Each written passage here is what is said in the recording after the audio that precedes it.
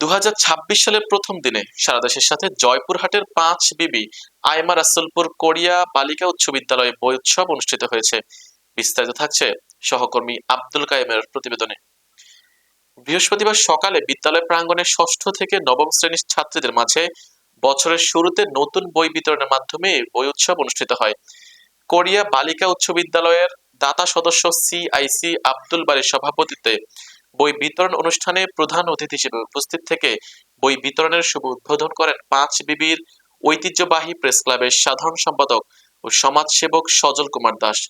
এ সময় উপস্থিত ছিলেন বিদ্যালয়ের প্রধান শিক্ষক আব্দুল কাইয়ুম, সহকারী প্রধান শিক্ষক নূর আমিন, সহকারী শিক্ষক মাহফুজুর রহমান, সহকারী শিক্ষক সোয়েব হোসেন, সহকারী শিক্ষক বাবুল হোসেন, সহকারী শিক্ষক মহিউদ্দিন, সহকারী শিক্ষক হেলাল উদ্দিন, সহকারী শিক্ষক মুনিরা বেগম, অভিভাবক মোহাম্মদ শহীদুল ইসলাম, অফিস সহকারী আব্দুল বারী, সাংবাদিক বাবুল হোসেন সহ এলাকার গণ্যমান্য ব্যক্তিবর্গ।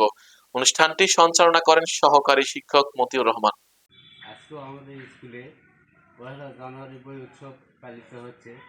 তবে আজকের বই তাই আমি আমার কথা না বাড়াইয়েন প্রধান অতিথির মাধ্যমে বই বিতরণ। ব্যতিক্রম ধর্মী অন্য কোনো কিছুই করা যাবে না, সরকারি নির্দেশনা। তো যাই হোক, আজকে সকলকে আমি শুভকামনা জানাচ্ছি আজকের এই বই বিতরণ অনুষ্ঠানে। এখন বই তো মেসেজ শেষ করলাম, এরপরে আমাদের প্রধান শিক্ষক সহ আমাদের প্রধান অতিথি সহ বই বিতরণের কাজ এই মুহূর্তে শুরু হবে ইনশাআল্লাহ। আজকে এই নতুন বছরের 1 জানুয়ারি বই বিতরণ অনুষ্ঠানের সম্মানিত সভাপতি, উপস্থিত বিদ্যালয়ের শিক্ষকবৃন্দ, এই বই বিতরণটা শুরু হয়েছিল 1992 সাল থেকে। আমাদের সাবেক প্রধানমন্ত্রী, তিনি যে পরশুদিন মারা গেছে, ওনার হাত ধরেই এই বই বিতরণ অনুষ্ঠানটা শুরু হয়েছে 1992 সাল থেকে। খালি বই বিতরণ অনুষ্ঠান তারা যা লেখাপড়ার থেকে মানে ঝরে না পড়ে, এ কারণে তার আমলে উপবৃত্তিও চালু হয়েছে।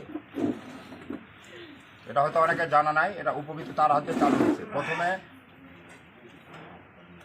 8 পর্যন্ত মেয়েদের হচ্ছে বিনা বেতন হলো মাফ করে দেওয়া হয়েছিল, তাই না হেডমাস্টার?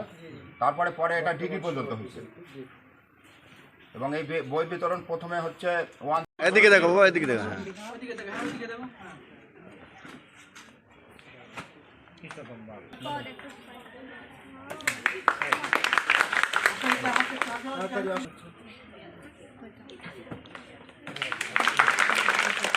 দশম শ্রেণী